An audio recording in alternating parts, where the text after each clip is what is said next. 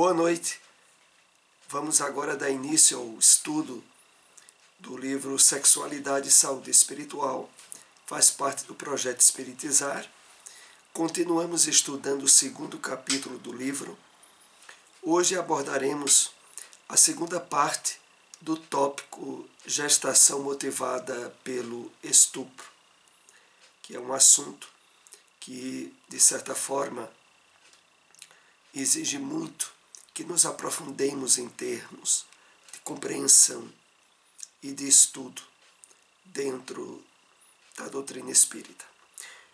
Mas, como de hábito, vamos fazer a nossa introdução com um breve comentário de um texto do Espírito Emmanuel, extraído do livro Evangelho de João, do livro Evangelho comentado por Emmanuel, capítulo 14, versículo 6.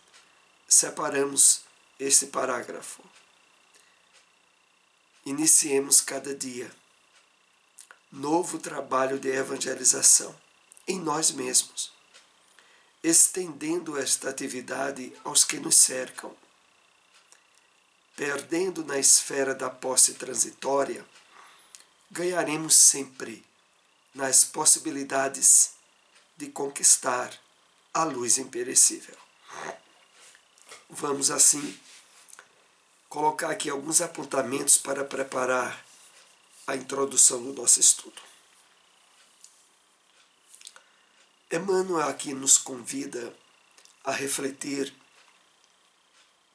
sobre a importância que se renova cada dia do nosso trabalho de autoevangelização, de evangelização em nós mesmos, como sendo fundamental para o êxito desta atividade se estender e alcançar aqueles que convivem conosco, que estejam relativamente próximos. E aí ele continua dizendo: perdendo na esfera da posse transitória, ganharemos sempre nas possibilidades de conquistar a luz imperecível. Aqui dois aspectos importantes para refletirmos. O primeiro deles, quando diz estendendo essa atividade aos que nos cercam, é porque a doutrina espírita, diferente de qualquer outra doutrina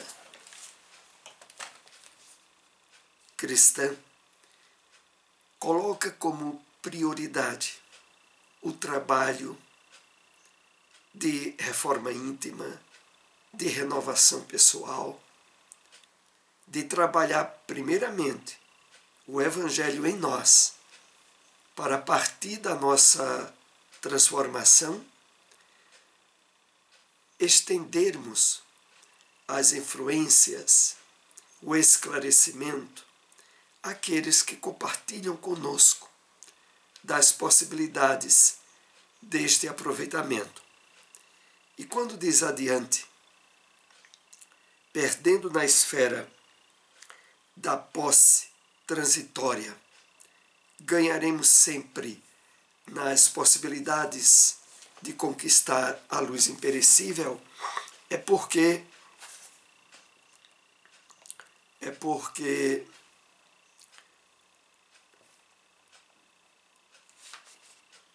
tal como diz um ditado popular, toda escolha implica perdas.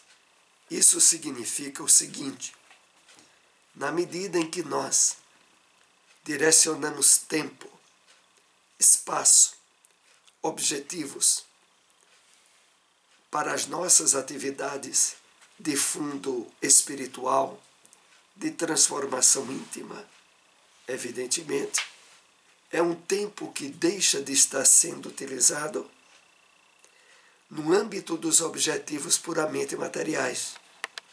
E o resultado, como Emmanuel aqui nos diz, é ampliarmos as possibilidades de estabelecermos sintonia com a espiritualidade benfeitora, que é a que ele caracteriza como luz imperecível.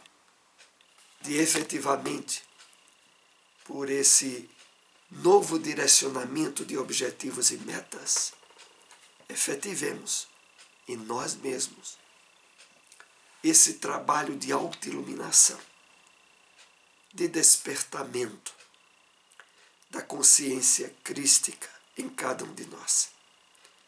Vamos para o nosso estudo. Gestação motivada pelo estupro. Segunda parte. Lembramos que estudos anteriores encontram-se em nosso canal no YouTube. Você pode não só acessar o estudo da primeira parte, como estudos anteriores, e se inscrever gratuitamente em nosso canal.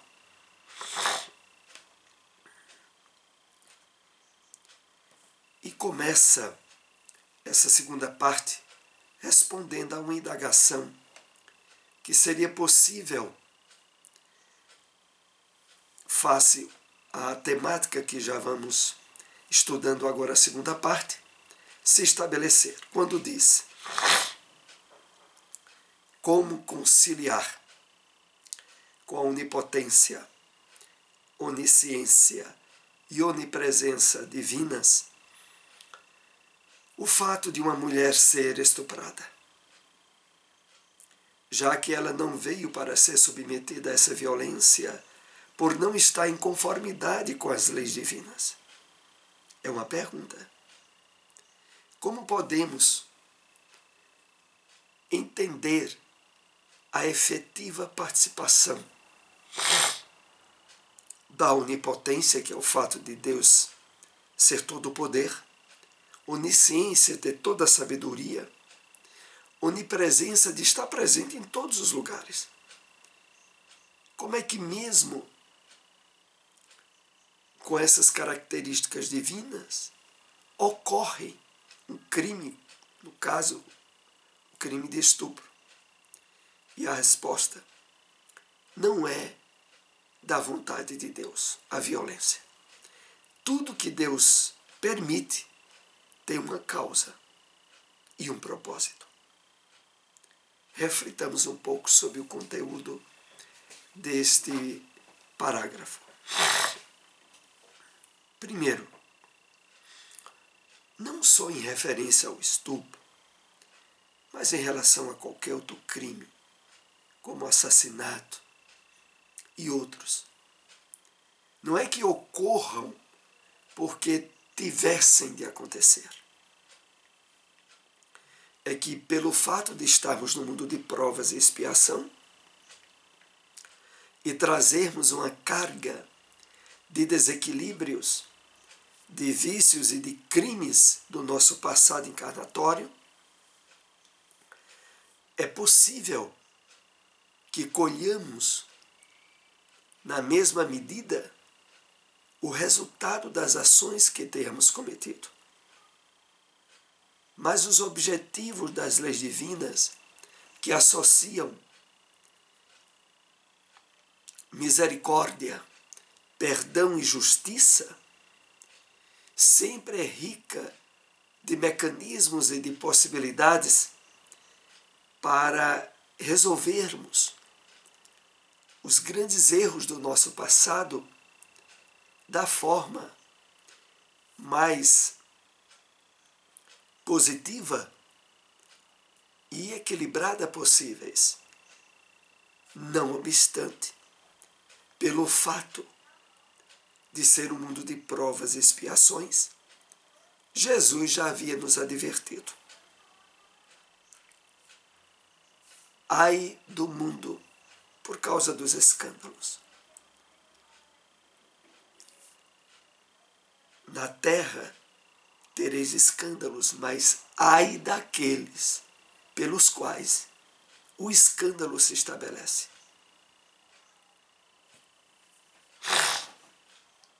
Na terra teremos escândalos pela característica dos espíritos em maioria que vivem neste planeta. Mas que ninguém deve se propiciar a condição de ser o causador de escândalo. No caso que estamos analisando, o estuprador, o criminoso.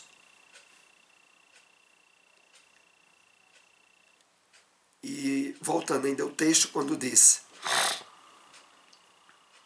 não é da vontade de Deus a violência. Tudo que Deus permite tem uma causa, tem um propósito.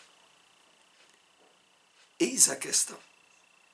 O crime só ocorre porque, de algum modo, aquele que hoje é vítima traz no seu psiquismo um passado com características associadas a esse tipo de provação, na qual, no passado, ele foi o algoz, foi o causador, e que agora estaria colhendo o retorno dessa ação. Esse estudo de hoje vai abranger de forma bem detalhada o entendimento em relação a isso. Prossigamos. De maneira alguma, a onipotência, a onipresença e a onisciência divina condizem com o ato do estupro, tanto quanto ninguém veio para fazer o mal. Ninguém veio para receber o mal de alguém. Esse fato é muito importante, porque nos faz ampliar a nossa noção de responsabilidade perante tudo o que acontece. Os objetivos maiores das leis divinas se estabelecem no amor, no perdão, na misericórdia. E toda vez que surge um dano, um mal, não é porque necessariamente teria de acontecer. E muito menos através de outra criatura humana. Porque os mecanismos de resolução das leis divinas são múltiplos e amplos. Há pessoas que, por exemplo, estão passando por uma doença grave no hospital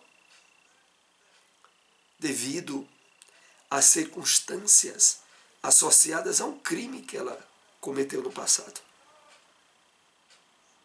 Eu lembro aqui, até como estímulo também da leitura do livro, Painéis da Obsessão, de Manuel Filomeno de Miranda, trazido a nós na mediunidade de Divaldo Pereira Franco. O livro Painéis da Obsessão é delineado em cima de um personagem chamado Argos, que no início do livro estará sendo submetido a uma operação de extração de um dos pulmões, face um avanço da doença da tuberculose, que naquela época, anos 50, 60, não havia outro recurso. E no momento em que ele está sendo ali cirurgiado pela extração do pulmão, os espíritos comentam a razão daquela cirurgia, daquela doença. Era um resgate atinente a um crime que Argos tinha cometido, aonde ele houvera esfaqueado determinada pessoa. E naquele crime, ele atingiu justamente o pulmão. Em uma encarnação anterior dele. As leis divinas propiciaram para que na vida atual esse resgate que ele tinha perante a sua própria consciência se desse face à misericórdia divina nas mesas, numa mesa de cirurgia, mas tendo uma cirurgia grave e dolorosa mesmo com o uso dos recursos da medicina daquela época. Eu estou lembrando essa história de Argos para deixar bem assinalado para todos nós. Não é porque alguém, por exemplo, hoje comete um estupro que numa vida posterior ele vai ser estuprado. Não é porque alguém assassina alguém agora que na próxima encarnação mais à frente ele vai ter que ser assassinado. Assim seria a lei de Talião. Não. Definitivamente não. Não há necessidade de ninguém se tornar algoz, juiz e vingador de um crime, de algo que aconteceu no passado. As leis divinas propiciariam meios naturais para que o resgate acontecesse. E não através de uma atitude criminosa. Então, voltando aqui ao texto, ninguém veio para fazer o mal. E ninguém veio para receber o mal de ninguém. O mal, quando surge através da ação do homem, não tinha exatamente de acontecer. Poderia ser de outro modo. Mas, por outro lado, a vítima de hoje, perante as leis divinas e perante as vidas passadas, não é a vítima inocente. Algo no passado dela estabeleceu um campo de sintonia que tornou possível o surgimento daquela situação criminosa. Entretanto, avançando na casa das reencarnações várias, os espíritos transitam de um lado para o outro, carregando no seu próprio âmago necessidades íntimas com a justiça divina. É essa a questão.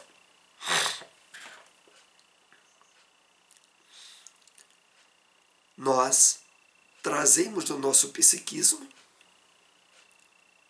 as vibrações do passado que não se apagou.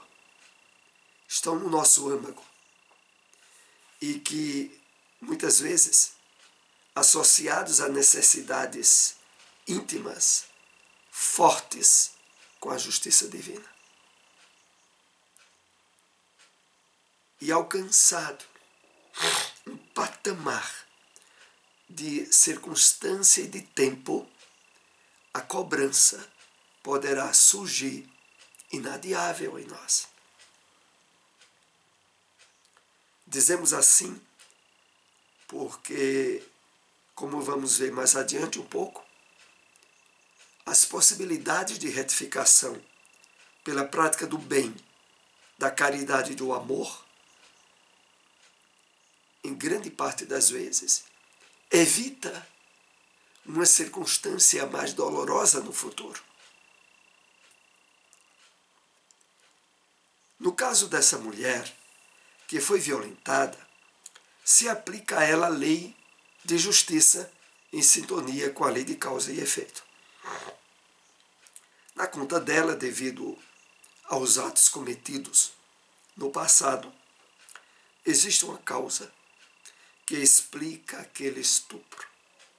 Esta causa está nela, na sua própria consciência. Então, esse tópico do parágrafo seguinte que estamos analisando reforça o que já havíamos explicado. A situação não ocorreu por acaso. E a intensidade do sofrimento causado por esse ato criminoso repercutiria como a necessidade que possibilitou, naquele momento,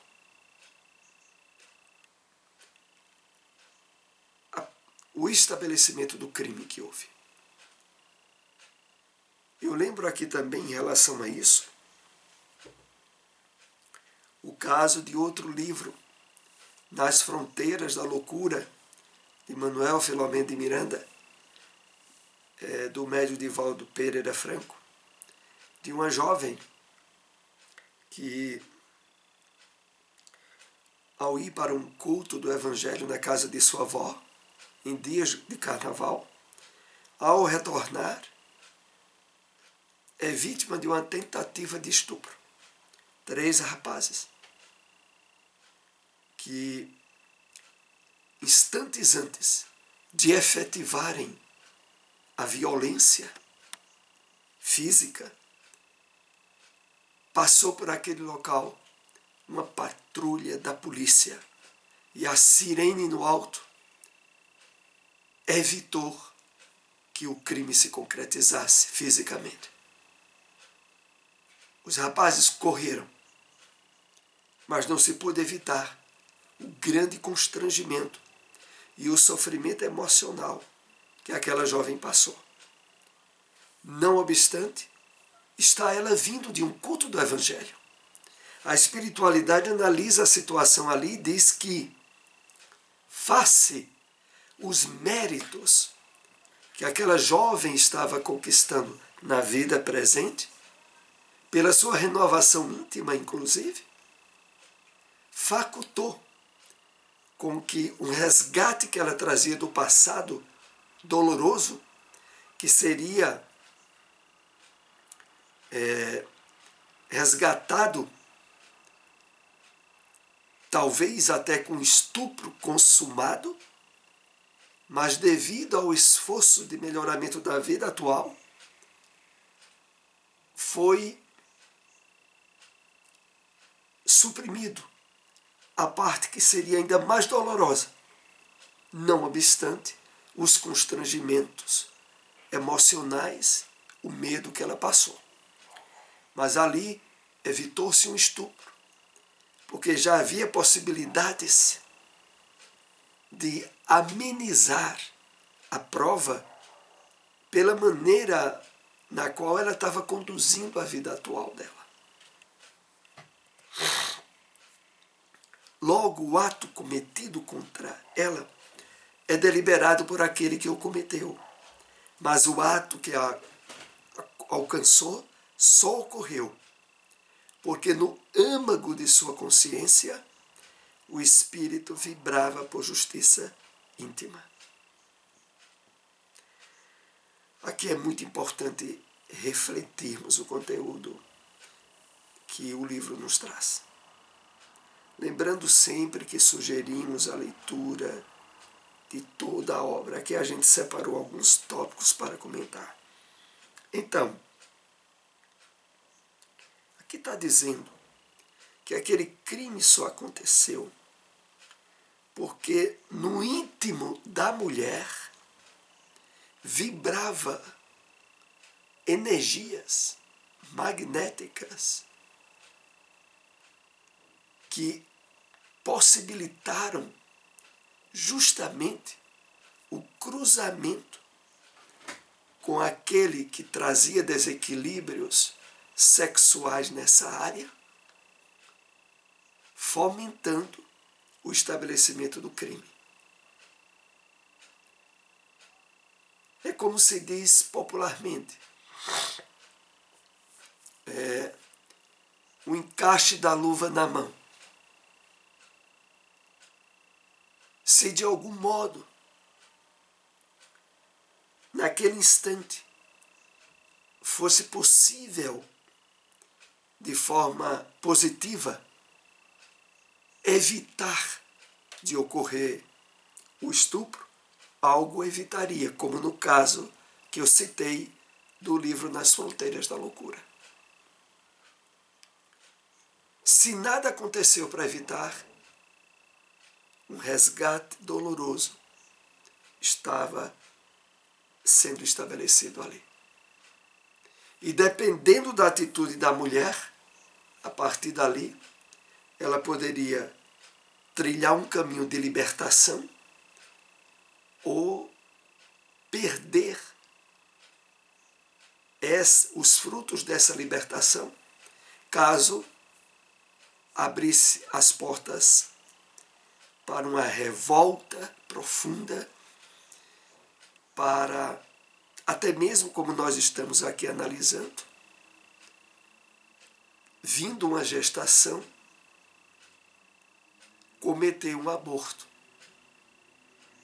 vitimizando também alguém que, em termos de vida atual, não tinha culpa de estar renascendo daquele modo.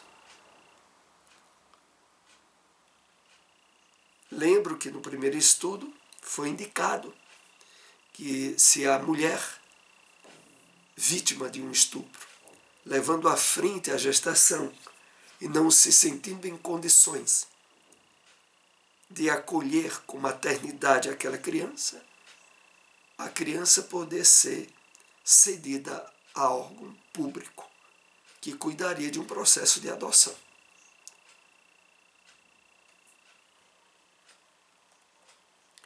O espírito tem um tempo com a justiça divina para poder se preparar e reparar pelo amor. Caso ele não utilize devidamente, a justiça o alcançará de outra forma, dolorosamente. É essa a questão que está sendo aqui bem debulhada, bem mastigada para o entendimento de todos nós. Se a mulher, nessa situação, tivesse estabelecido todo um campo de renovação profunda, de vivência no bem e da caridade, de renovação íntima, abrir-se-ia as possibilidades ou de amenização, ou até mesmo, a nível de consciência dela, de ser suprimido esse tipo de prova. Caso ele não utilize devidamente a justiça, o alcançará. Ele aqui se referindo ao espírito da mulher. A justiça o alcançará, de outra forma, dolorosamente. Então é aquela situação onde a pessoa, mesmo já trazendo um passado de erros graves, reencarna e mantém um nível de vida dissoluta e irresponsável, o que estabelece a possibilidade do resgate doloroso através do crime. Não, voltamos a dizer, não que o crime tivesse que ocorrer. As leis divinas sempre teriam outros modos. Quando o espírito, por preguiça moral, não se resolve a trabalhar por sua reabilitação pelo amor, a dor o alcançará, devido à lei de atração, para convidá-lo a retornar ao amor do qual se afastou. Então, a questão é essa. Havendo na encarnação atual um desaproveitamento de possibilidades em termos de superação, de conquistas morais, e o espírito, por preguiça, mantém-se no nível da encarnação anterior, aí a lei de atração irá convidá-lo a acordar espiritualmente através da dor. Então, a dor aqui tem que ser observada não como um castigo, mas como um último recurso para dar uma balançada e acordar aquela pessoa para objetivos espirituais. A justiça divina, que é sempre amorosa, também coloca o indivíduo na situação dolorosa para alcançar o amor. E muitas vezes a situação para alcançá-lo é ter a exata noção do mal que fez, passando pela dor expiatória. Então, às vezes, o último recurso é esse: sofrer na pele o que fez alguém sofrer no passado. E aqui, para que a questão fique muito bem delineada, não é que tenha que aparecer alguém para se tornar o criminoso. As leis divinas propiciariam de forma natural, que é através de doenças, que é através de acidentes mesmo, naturais, o resgate doloroso que não pôde ser efetivado através do amor.